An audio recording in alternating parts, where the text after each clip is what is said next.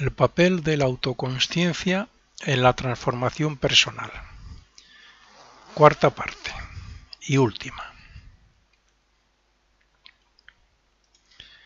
Quien esté interesado de verdad en alcanzar cierto grado de transformación, que es lo que yo trato de explicar o de enseñar o dar algún consejo a través de la mayoría de mis grabaciones, pues debe saber que la mejor manera de desarrollar el yo superior es recordándonos, siendo autoconscientes como yoes y autoobservarnos para eliminar los rasgos, el material psicológico adquirido, las actitudes y hábitos personales, etcétera, etcétera, con las que nos identificamos.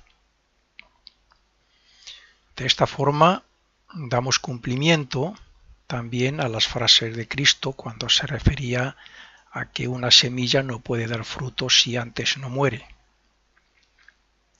Por tanto, lo mismo que el cuerpo físico muere para que el ser recoja el fruto de la vida pasada, asimismo durante la vida, a una mayoría de edad considerable, es cuando mejor estamos preparados para facilitar la expresión del yo superior y cuando nos es más fácil ser autoconscientes. Cuando conseguimos esto, aunque sea en un mínimo grado, es cuando más nos damos cuenta de qué hacemos y cómo nos expresamos de manera contraria a lo que deseamos, por no decir que somos utilizados para comportarnos de mil maneras. ¿O no es cierto que todos tenemos choques entre la personalidad que comete errores y la conciencia que nos advierte antes de cometerlos y nos regaña después de haberlos cometido? Esa es la lucha del bien y el mal en nosotros mismos. Por eso debemos observar todos esos rasgos característicos personales para superarlos y hacer que nuestro desarrollo no sea el personal ni el material, sino el espiritual. Porque haciendo esto, todo lo demás se nos dará por añadidura, como está escrito. Es viendo cómo se comporta la personalidad y no colaborando con su instinto, ni con sus hábitos negativos, ni con su palabrería innecesaria, como podemos cambiarla gracias al discernimiento interno. Uno de los hechos más notables que como resultado del trabajo que aquí aconsejo sobre la personalidad es que se es más feliz internamente. Alguien opinará que es feliz siendo como es y llevando la vida que lleva. Pero yo no me refiero a esa felicidad. Cuando una persona lleva años esforzándose por desarrollar el yo superior, por identificarse con él, o por representarle aquí, en vez de dejarnos llevar por todas esas cosas que yo llamo inconsciencia, se esfuerza por vencer el comportamiento erróneo de la personalidad, entonces se da cuenta de que lo que hace feliz a la personalidad es temporal. Eso que muchos piensan, que dicen que son felices, eso es temporal. Y tiene un límite, mientras que la felicidad que siente, como resultado de su esfuerzo y de su persistencia en el trabajo, es perdurable. Ese es en el caso nuestro. La persona que se esfuerza desde que se levanta en autocontrolarse. Es decir, la felicidad personal ya no aumenta, mientras que el trabajo interno nos permite ver que esa felicidad solo eran artimañas para mantenernos contentos y salirse con la suya. Hay personas que se pasan toda su vida así, simplemente viviendo la vida y disfrutando de lo que pueden. Cuando somos jóvenes, generalmente nos hacen felices muchas cosas, y más aún si son diversiones e incluso hechos irresponsables, que en ese momento pues lo vemos bien. Pero la simple madurez intelectual nos enseña que esa clase de comportamiento no es el correcto. Pues bien, lo mismo ocurre respecto al trabajo que hacemos sobre la personalidad. Y lo mismo ocurre respecto al yo a través de sus renacimientos. Según vamos progresando y venciendo los malos hábitos y los automatismos, vamos comprobando que solo nos traen disgustos y que solo cuando somos conscientes de nosotros mismos y de nuestras expresiones, sentimos algo de lo que es la verdadera felicidad. Esto es algo así como cuando uno hace una buena obra.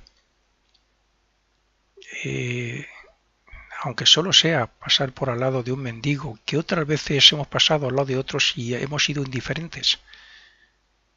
Pero hay veces en que incluso hemos dado unos pasos más allá y algo nos dice, no, vuélvete y dale algo.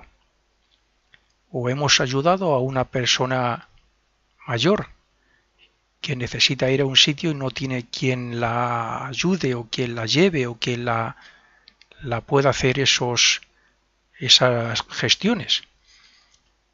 Y lo hacemos. Y cuando volvemos, sin necesidad de pensar egoístamente porque hemos hecho una buena obra, algo en nosotros nos hace feliz. Pues a eso es a lo que me refiero.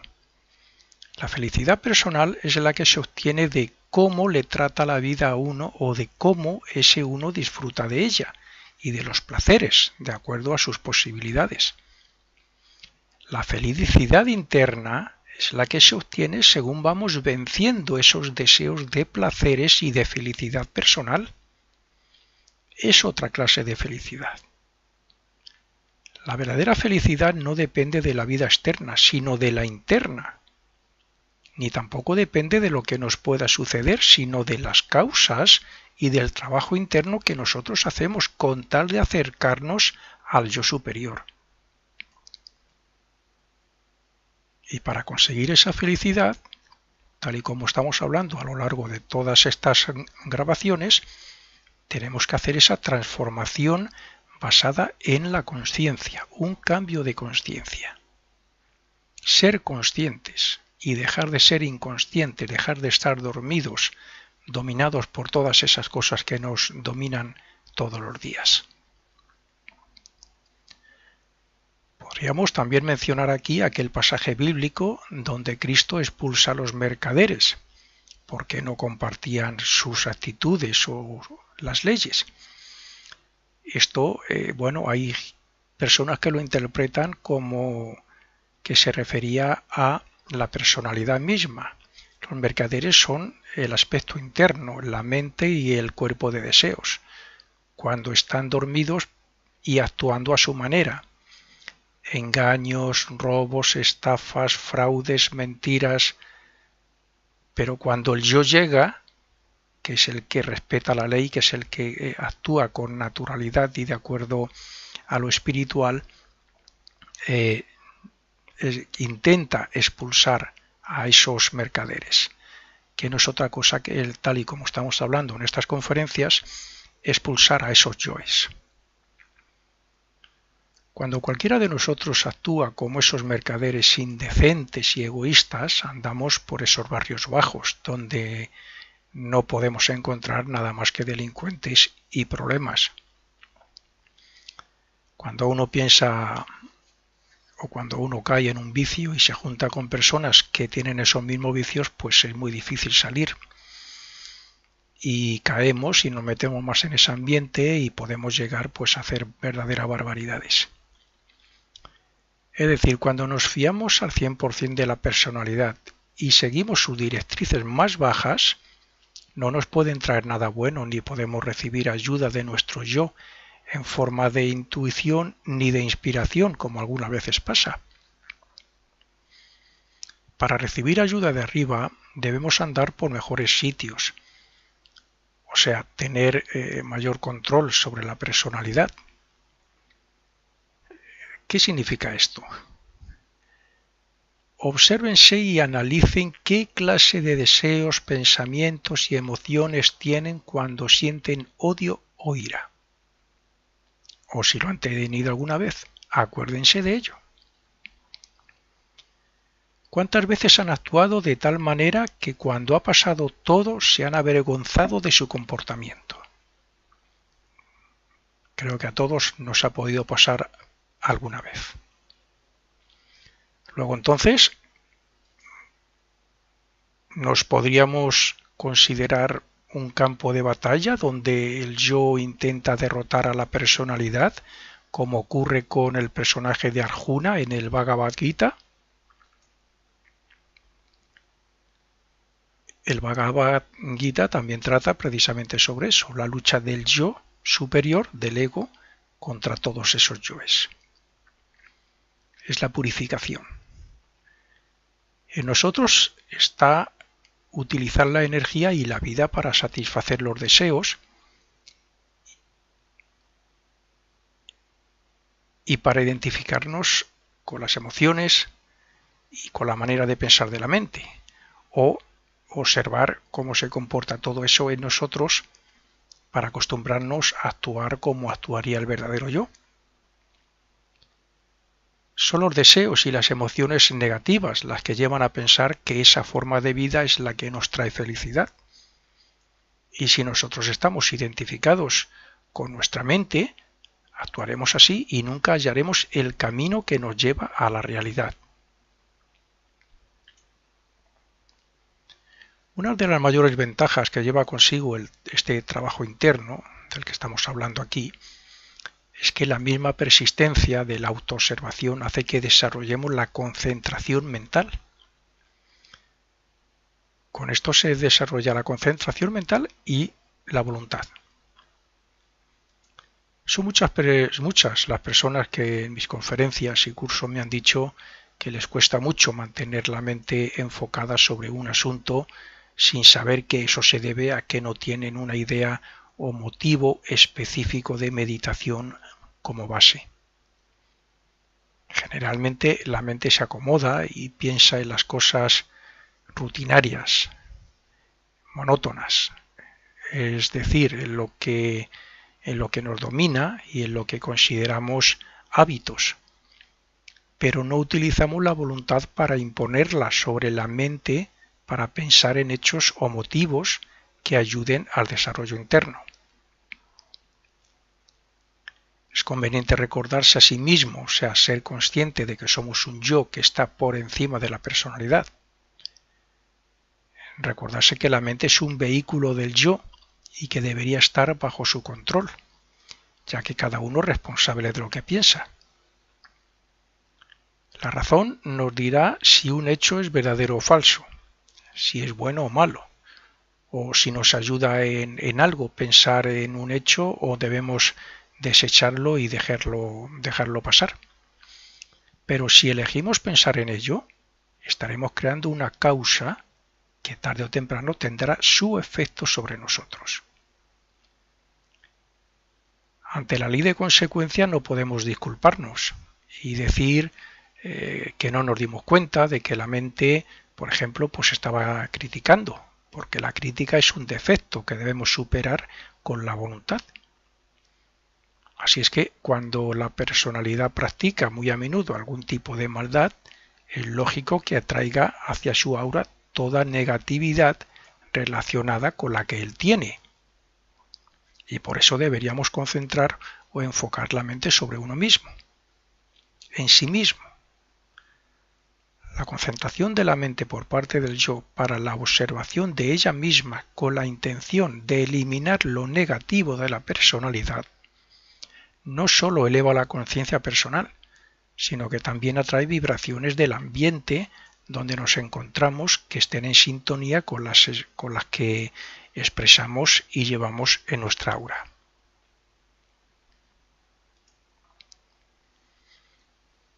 Podemos tener buenas intenciones y buena voluntad en nuestra vida cotidiana, pero eso no evita que la mente piense en hechos negativos que llegan al cerebro por vía de los sentidos o que surjan de la memoria o del subconsciente. Por eso la atención a lo que piensa la mente evita también la creación de karma negativo futuro. Nosotros, o mejor dicho, nuestra mente, no debe pensar en lo que ve en el mundo de una manera automática o instintiva, porque entonces las cosas del mundo entorpecerían nuestro progreso espiritual. Por tanto, debe existir en nosotros un discernimiento interno para que la elección de lo que debemos o lo que nos interesa pensar sea correcta. Nosotros somos un mundo que funciona, que expresa emociones, deseos y pensamientos, como sabemos, dentro de otro mundo. Y dentro de nosotros, a nivel celular, hay otro mundo que depende de lo que nosotros somos, lo que nuestros cuerpos sean y expresen, claro, en sentido físico, emocional y mental. Con la diferencia entre ambos de que nosotros tenemos una voluntad que puede controlar a la mente y al cuerpo emocional, y sin embargo las células no la tienen y están más limitadas en su acción y en sus afinidades. Así nosotros podemos evitar relacionarnos con cierta persona que sabemos que nos perjudica y la célula actúa instintivamente bajo la influencia de otras leyes, pero de acuerdo a las oportunidades que nosotros la demos. O sea, de si llevamos una vida sana o nos creamos enfermedades porque no nos cuidamos, entre otras muchas opciones.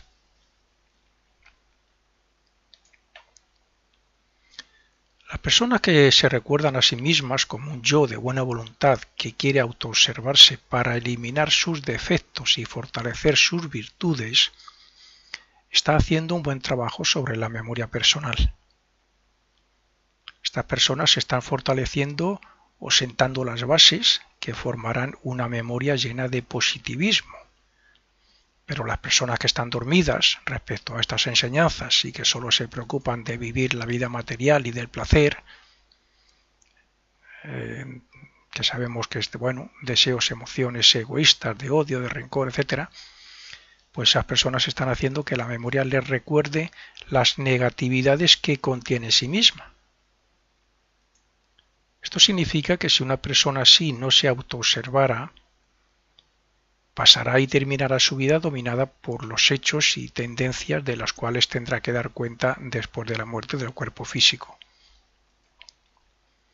Cuando una persona común, que no se esfuerza por progresar moral, intelectual ni espiritualmente, se guía por lo que tiene guardado en la memoria y no utiliza su discernimiento ni su buena voluntad, lo más probable es que termine su vida con poco beneficio para su yo superior.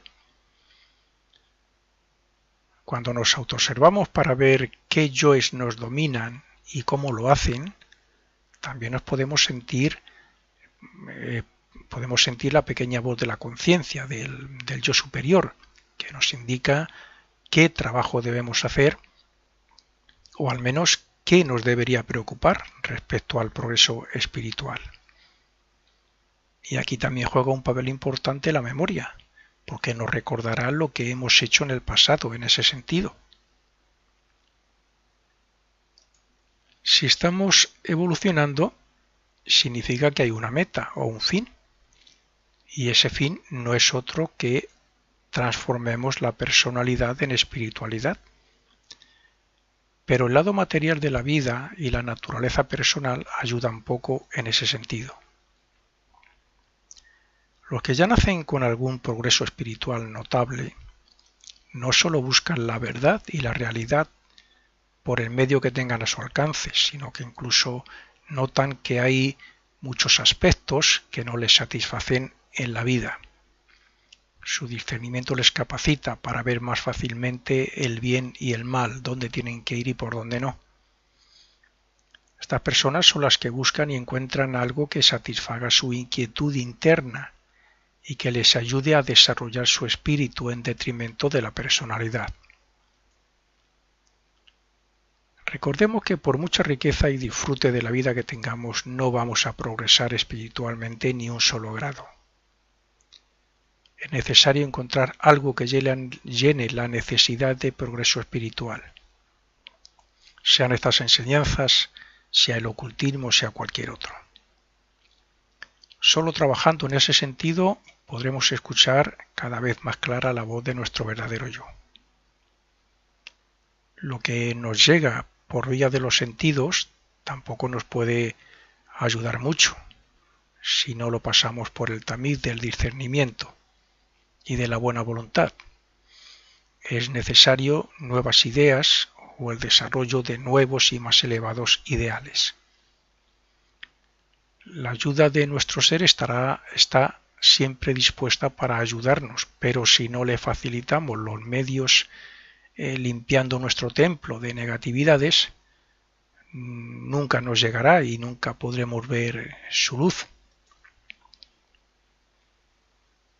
Lo primero que deberíamos tener claro es que somos una personalidad llena de imperfecciones, pero con las suficientes virtudes como para eliminarlas de una forma progresiva. Y lo segundo es que debemos aplicar dichas virtudes y toda enseñanza a nuestro alcance para conseguir nuestras metas. Que eso es lo que a muchos les cuesta. Pueden escuchar esta grabación, como otras muchas que hay por ahí, muy buenas en sentido espiritual, y terminar con ganas de ponerse a trabajar y a superarse a sí mismo y a construir elevados ideales y a espiritualizar su carácter. Pero al poco tiempo o a las pocas horas, pues viene alguien, le invita a ir a no sé dónde, que es una pérdida de tiempo, y van. O se ponen a ver la televisión, una película, y se olvidan ya de todo esto. Y a la siguiente mañana, que podían hacer una pequeña meditación o concentración y autoprogramarse para no caer en lo que caen casi todos los días en los mismos sitios o en las mismas cosas, no lo hacen. Y eso, pues tarde o temprano tendrán que hacerlo, sea en esta vida o sea en la próxima, o tendremos que hacerlo en esta o en la siguiente vida, y si no, a la siguiente. Cuando una persona contacta con estas enseñanzas, no es por casualidad. Hay personas que leen un simple libro y conoce a otra persona que simpatiza con los mismos gustos, y esa persona le explica que hay otro autor que es mejor y compra otro libro, y terminan yendo o apuntándose, afiliándose a una escuela, y ahí aprenden más, y así van encadenando conocimientos, enseñanzas, y van aplicándolas y van superándose. Pero es muy, seguro que de tantísima gente como comienzan o se apuntan a una escuela de estas importantes donde sus enseñanzas son muy útiles, la mitad o muy posiblemente más lo dejan o fracasan. ¿Por qué? Porque no han tomado verdadera conciencia de la enseñanza. La han tomado, pero la dejan pronto. Siempre que hagamos algún trabajo espiritual sobre la personalidad, repercutirá en el ser, y éste se manifestará más claramente en nosotros. Sean oraciones asiduas, sean lecturas que lleven a la práctica, sean ideales elevados, o sea las que sea. Todo ayudará a transformar la personalidad. Aunque decimos que vivimos en el estado de conciencia de vigilia, cuando estamos despiertos, si nos analizamos profundamente veremos que este estado se puede dividir en dos, que son el que nos sitúa en la autoconciencia como observadores de la personalidad, y el de la propia personalidad que imagina y actúa identificándose con el cuerpo, con las emociones y con la mente, dejándose llevar por sus emociones y por sus pensamientos involuntarios. Nos podemos encontrar en el lugar más maravilloso del mundo, ir vestidos de la mejor manera y a todo lujo, o ir acompañado por la pareja ideal. Pero el lugar donde realmente nos encontramos es donde estemos psicológicamente de acuerdo a la conciencia. Es decir, ¿de qué sirve todo eso si resulta que la mente está pensando, voluntario o involuntariamente, en un problema personal o está dominada, por ejemplo, por el temor? Si en este caso la persona se autoobserva y se da cuenta de que esa clase de temores o preocupaciones lo están llevando a la inconsciencia de lo que realmente está viviendo en ese momento o experimentando, comprobaría que pasa de un estado de ánimo o emocional negativo a otro positivo que le hace ver la realidad de la situación en esos momentos. Me atrevería a decir que cada uno de nosotros tiene constantemente la oportunidad de elegir entre ser consciente de lo que hace como personalidad, lo que nos permite siempre hacer el bien, claro, y elegir, y no serlo, y actuar y expresarse de acuerdo a su instinto o sus emociones, etcétera, que es más negativo para el yo real. A todos nos ocurre a menudo que escuchamos a las personas decir que tienen disgustos, preocupaciones, problemas, etcétera. Vemos que se desesperan o que incluso les quita el sueño y no le damos importancia porque nosotros lo hemos hecho alguna vez. Pues bien, ese es el estado psicológico de conciencia negativo que, si lo observáramos y nos hiciéramos conscientes de él, deberíamos de razonar consciente y voluntariamente para que no nos dominara, o bien, como he dicho, dejarle pasar para que no nos absorba.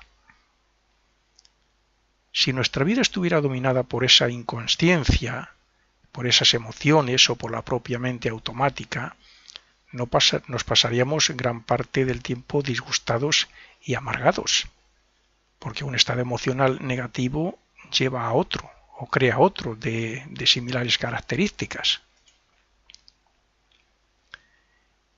Es también muy común entre los humanos el hecho de que algo que percibamos se convierta en un sentimiento tan negativo que nos haga cambiar el concepto que tenemos sobre otra persona.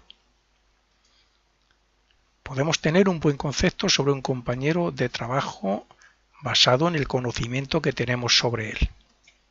Y sin embargo, el hecho de verle hacer algo contrario a nuestras ideas, por ejemplo, hablar de un partido político, hace que cambiemos dicho concepto porque nos hemos vuelto negativos hacia él.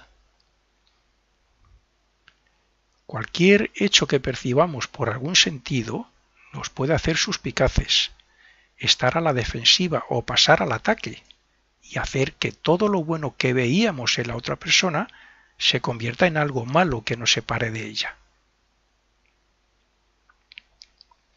Las emociones negativas, así como los pensamientos negativos, provocan malos entendidos, sospechas, rupturas, etc. ¿Qué significa esto? Pues que un mal pensamiento, basado o no en alguna emoción negativa, puede cegar a una persona, o sea, volverle inconsciente de la realidad, hasta el punto de ver enemigos donde no los hay, o aislarse de otras sin motivo y sin razón aparente. Los malos pensamientos y las emociones negativas nos pueden influir hasta el punto de echar abajo los ideales de progreso espiritual que podamos tener. Yo sé de personas que llevan gran parte de su vida conectadas al mundo del ocultismo y con grandes ideales espirituales, y sin embargo lo han dejado por dejarse engañar por otras enseñanzas absurdas y fantasiosas, o por romper con la escuela a la que pertenecían y caer en la vida y en los placeres mundanos que ya tenían superados hace años. Cuando la insensatez se hace dueño de una persona que pueda llevarla incluso a odiar a los que eran antes sus más elevados ideales, las emociones negativas surgen cuando no hay verdad o realidad en nosotros, es decir, cuando estamos cegados o dormidos por esos yoes personales. Es más, esta clase de emociones son falsas en sí mismas, son pruebas a superar y yoes a eliminar que no solo nos influyen a nosotros, sino que también lo hacen sobre los demás. Una emoción negativa puede ser dominada o transformada cuando hay una buena voluntad y discernimiento. Pero si el intelecto o la razón falla, entonces será muy difícil que esa persona despierte al mundo de la realidad. Una persona así aprovechará menos las oportunidades de crecimiento personal y espiritual y será bastante más desdichada que la mayoría, porque sus yoes predominarán en sus decisiones y expresiones. Pero esto no siempre es así.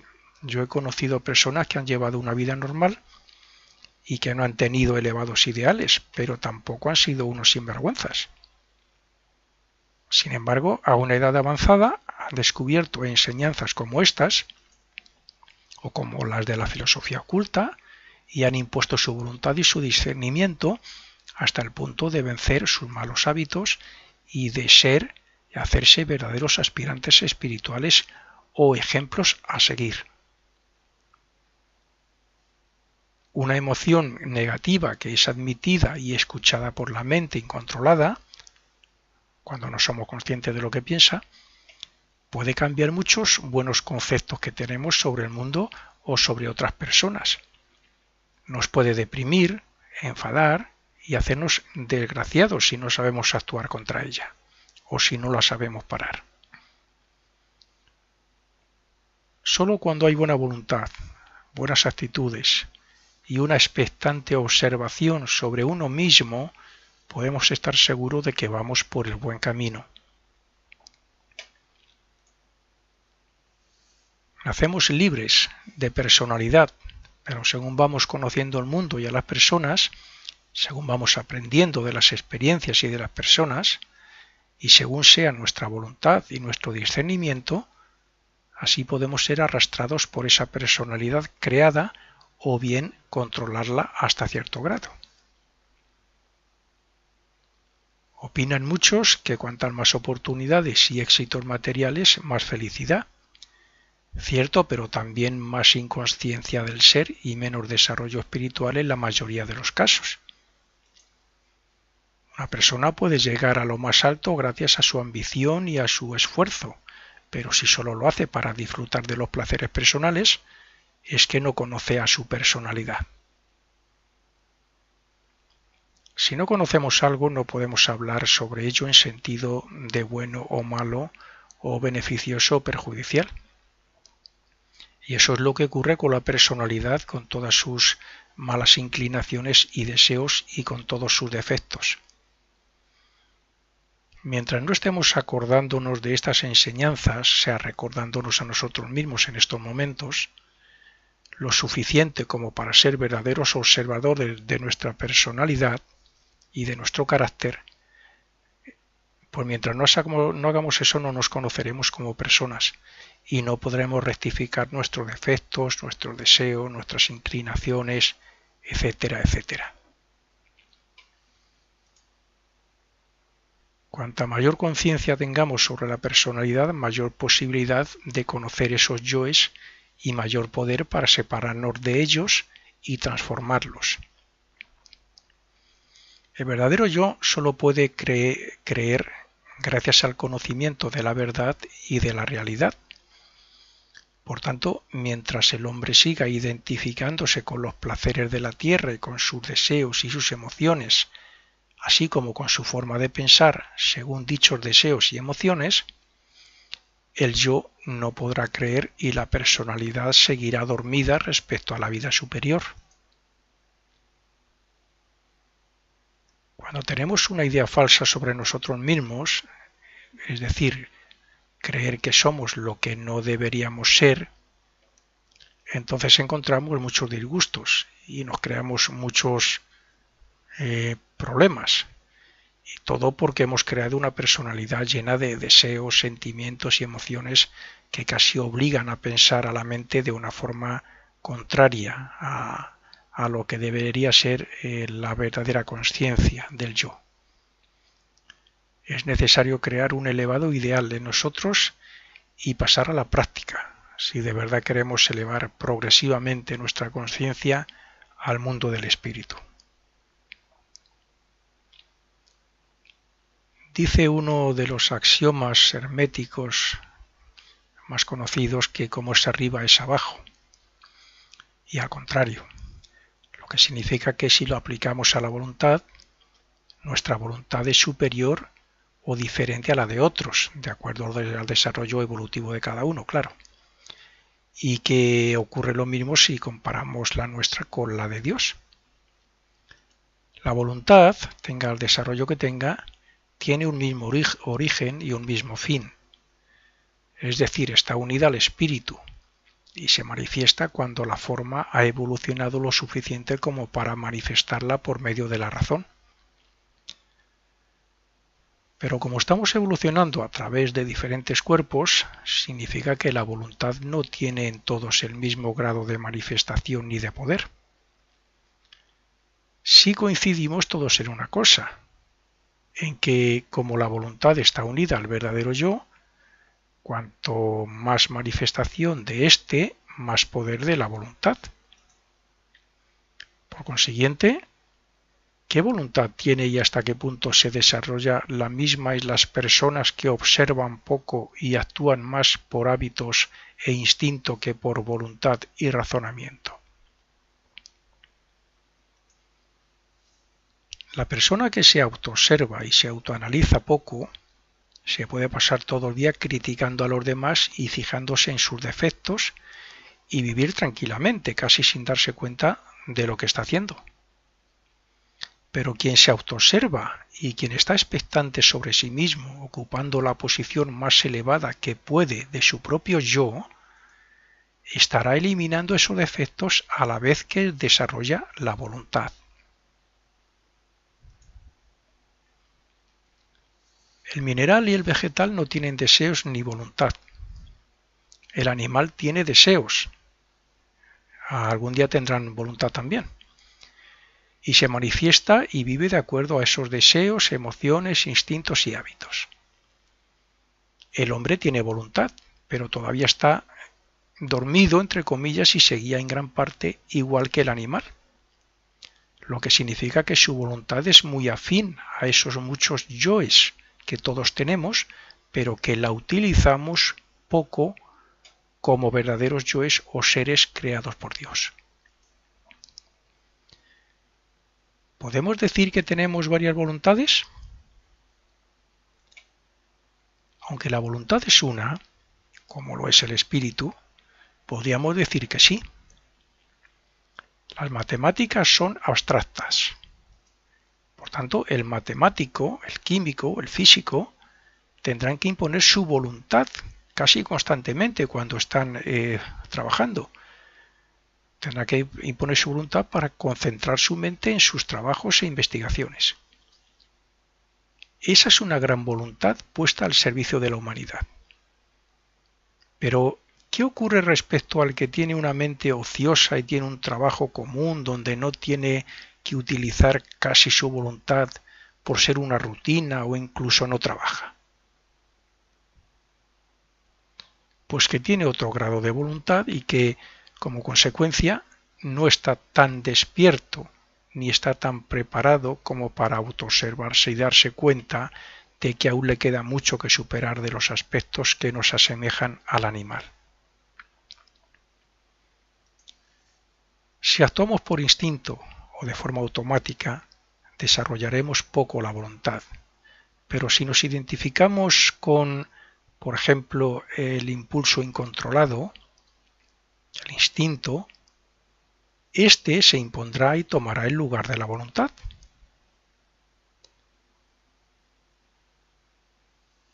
Por tanto, mientras no pongamos voluntad para estar pendientes de cómo pensamos, sentimos y nos expresamos, seguiremos teniendo más voluntad de esos yoes que nos dominan y que nos duermen que del verdadero yo o ser.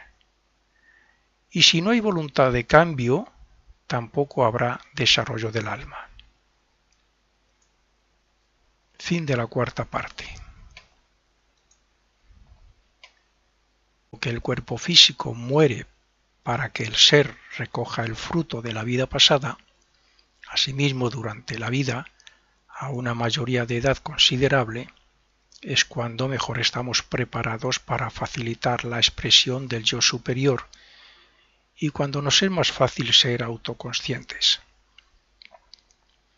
Cuando conseguimos esto, aunque sea en un mínimo grado, es cuando más nos damos cuenta de qué hacemos y cómo nos expresamos de manera contraria a lo que deseamos, por no decir que somos utilizados para comportarnos de mil maneras. ¿O no es cierto que todos tenemos choques entre la personalidad que comete errores y la conciencia que nos advierte antes de cometerlos y nos regaña después de haberlos cometido? Esa es la lucha del bien y el mal en nosotros mismos. Por eso debemos observar todos esos rasgos característicos personales para superarlos y hacer que nuestro desarrollo no sea el personal ni el material, sino el espiritual. Porque haciendo esto, todo lo demás se nos dará por añadidura, como está escrito. Es viendo cómo se comporta la personalidad y no colaborando con su instinto, ni con sus hábitos negativos, ni con su palabrería innecesaria, como podemos cambiarla gracias al discernimiento interno. Uno de los hechos más notables que como resultado del trabajo que aquí aconsejo sobre la personalidad es que se es más feliz internamente. Alguien opinará que es feliz siendo como es y llevando la vida que lleva. Pero yo no me refiero a esa felicidad.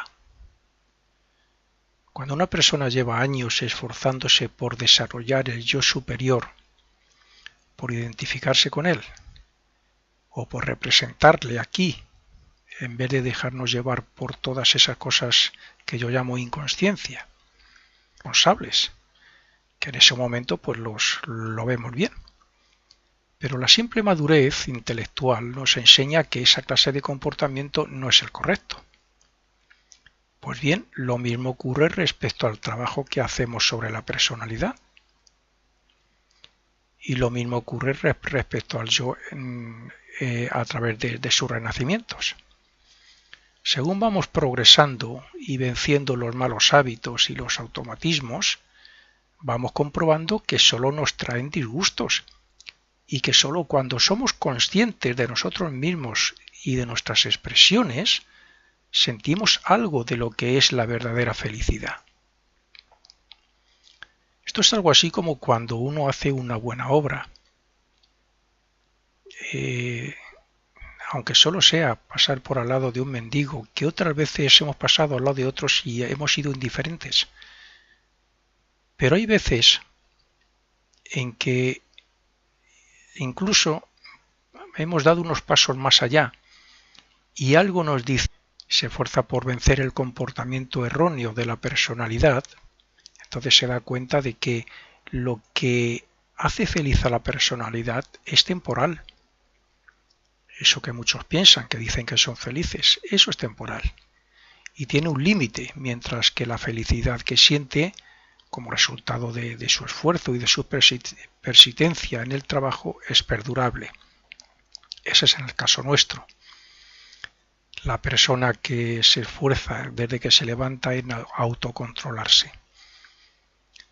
Es decir, la felicidad personal ya no aumenta, mientras que el trabajo interno nos permite ver que esa felicidad solo eran artimañas para mantenernos contentos y salirse con la suya. Hay personas que se pasan toda su vida así, simplemente viviendo la vida y disfrutando de lo que pueden. Cuando somos jóvenes, generalmente nos hacen felices muchas cosas, y más aún si son diversiones e incluso hechos irresponsables. El papel de la autoconsciencia en la transformación personal. Cuarta parte y última. Quien esté interesado de verdad en alcanzar cierto grado de transformación, que es lo que yo trato de explicar o de enseñar o dar algún consejo a través de la mayoría de mis grabaciones, pues debe saber que la mejor manera de desarrollar el yo superior es recordándonos, siendo autoconscientes como yoes, y autoobservarnos para eliminar los rasgos, el material psicológico adquirido, las actitudes y hábitos personales, etcétera, etcétera, con las que nos identificamos.